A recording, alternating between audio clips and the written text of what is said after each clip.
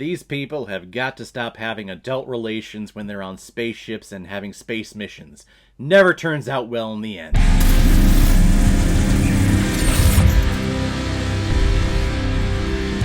Prometheus, released in 2012 and is directed by the originator of this entire franchise, Ridley Scott, who's also directs such films like Alien, Blade Runner, Legend, Kingdom of Heaven, Gladiator, and supposedly Gladiator 2. I don't know, I'll believe it when I see it. And this film is starring Naomi Rapace, Michael Fassbender, Guy Pearce, Idris Elba, Logan Marshall Green, and Charlize Theron. Many years before the first Alien film that we got back in the 70s, Prometheus takes place when a couple of scientists who are based on Earth find a bunch of cave drawings indicating that all of these civilizations that are eons apart from each other all worship the same alien god who once visited Earth and was pointing to the stars. So the Weyland Company is funding their exposition, and they're on a journey to a distant planet where they think this supposed alien has taken refuge. While there, they start to unlock certain secrets to the beginning of the human race, but also see the start of some type of alien race that is very monster-like. And that was the whole selling point behind Prometheus. It's not called Alien, it's not called Alien something, it's called Prometheus, because it's the prequel to the Alien franchise. So in here we get to see the beginnings of the xenomorph and where it comes from. And everyone wants to see that, right? Well, it's in here. Kinda. We see a xenomorph-like-ish thing in here. Yeah, it's what you wanted. Really, in the end, when it came to all of the alien stuff that everyone who went out to see this movie, that they were looking for, is kind of just thrown in here. It really has nothing to do. The main focus here is this group of scientists on this spaceship who are looking for the answers to what is the meaning of life and where do we come from, which actually I think that's a more intriguing story, at least in my opinion. And I wish they would have just kept the focus on that and then let the xenomorph thing kind of come in eventually. Maybe not in this film at all. Maybe we'll save that for the sequel, which is Alien Covenant. See, that makes sense. And it's called Alien. This one's just Prometheus. It has nothing to do with the Alien franchise, really. Which is what I heard from a lot of people around this time. They were like, oh, Prometheus? What is that? Oh, it's the Alien? Why don't they call it, like, Alien something?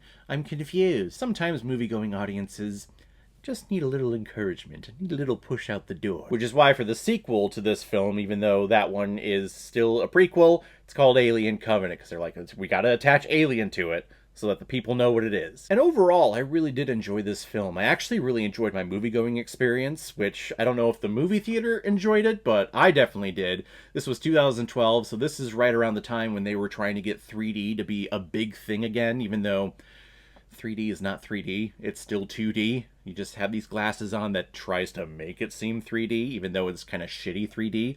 3D just sucks. Why do we try to keep bringing this back? It doesn't work. But I did check this out at my local theater back in 2012, and I was the only one in that theater. And it was the best movie-going experience I've ever had. I put my feet up, I relaxed, I spread out, I didn't have to hear other people chomping on popcorn or laughing or coughing. I had the entire theater to myself, and it was fan-fucking-tastic. I think that was the first time I ever had that to myself, actually. So like I said, I enjoyed the experience. I don't think the movie theater company loved the experience, because you know, they don't make money from just one person seeing a movie, but gosh, I enjoyed it. And there are a lot of things to enjoy about this film. Like, the visual effects here, I think, are absolutely stunning. The spaceship itself, the planets that they're landing on, everything looks just beautiful. And it's just going from, you know, Ridley Scott made Alien in 1978, and then now we're here in Prometheus. This is a prequel, but everything in this movie just looks so much more polished, so much more believable, just so much more beautiful. The technology that they're using in here, they're using what they call pups, and they send them out and they're just mapping the entire spaceship that they're looking around and searching for stuff in. But you go back to the Alien film, and it's just like this very old Apple computer, and everything is still green, and you have to use the keyboard and everything.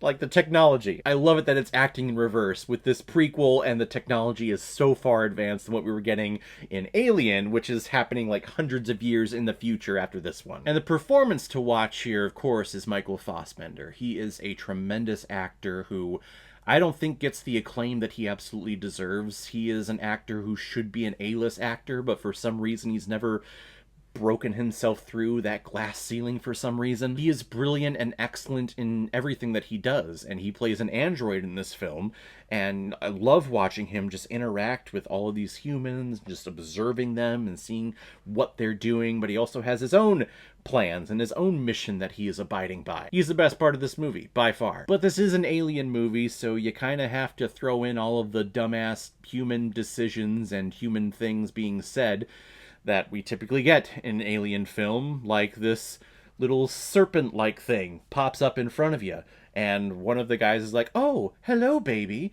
How's it going? Gosh, you're beautiful, aren't you?" Even though you look at this serpent thing, and it's clear that the serpent is rearing back and is in defense mode and is gearing up for attack mode, but you're still going, "Hey, baby, yeah, you want a little tickle? Gosh, you're so beautiful, baby." So yeah, of course it's gonna wrap itself around your arm and start breaking it, and he's gonna fucking kill you. And then we have other scientists who are in a relationship with each other. They end up having sex, and of course one of them is infected with something. And you know how sex works and things. You breed something with sex. So because that alien stuff is in there, it breeds faster. So of course that's how the alien gets born. It's through sex, motherfucker. You know, now that I'm thinking about it, this film should be shown in any Catholic school whenever they're teaching sex ed. Just show them this. See, this is what happens when you have premarital sex with the person that you don't consider to be your wife or your husband. See?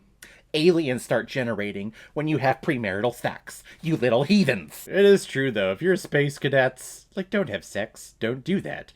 Because then things happen like this, and then problems start happening while you're in the middle of space, which, as we all know, there's nothing fucking out there, at least that we know of. So if you have things like this, it's gonna be a problem. So just don't have sex if you're an astronaut. Don't do it. But we also have brand new dumbass human decisions, like when the spaceship is crashing at the end and it's literally just rolling in one direction and the people are there running away from the ship. You know what's smart when you have this long structure that's falling one way? You know, run directly in the path of the shadow that's being cast by the thing falling over. You'll outrun it and you'll make it to safety. I guarantee it. Don't run perpendicular to the shadow, because, you know, that's just stupid. No, run directly into the shadow. This franchise just keeps proving itself worthy of it just being full of dumbass human people. And I don't know, and the human people in a film are just as dumb as this. I just turn off to it. I don't like this franchise. This film is proving it.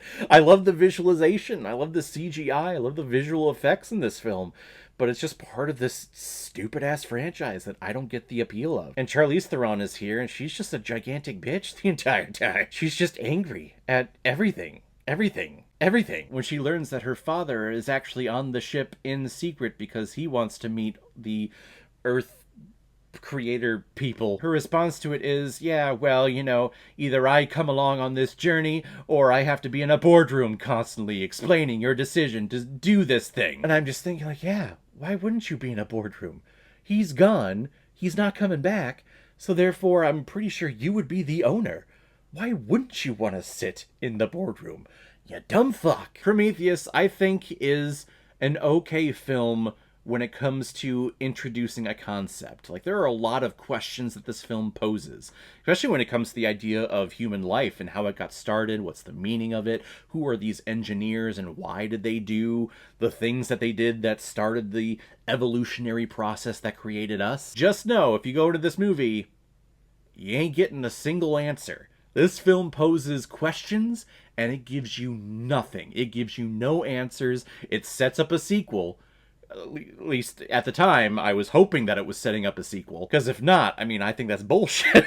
There was no answers given in this film. Just so many fucking questions. I'm going to give Prometheus 2.5 out of 5 Blu-rays. I found that if you have a goal, that you might not reach it. But if you don't have one, then you are never disappointed. And I got to tell you, it feels phenomenal. So guys, if you've seen Prometheus, what did you think about it? Or if you've never seen it before and you stumbled across because of this video, then comment below and let me know what you thought about it. And as always, if you like what you see here, if you like my take on movies, then hit the subscribe button and make sure you hit that bell. See you all the next time I release next movie review. So guys, I will see you next time on the channel, but in the meantime, be well, be good to each other, and go watch a movie. Take care, guys.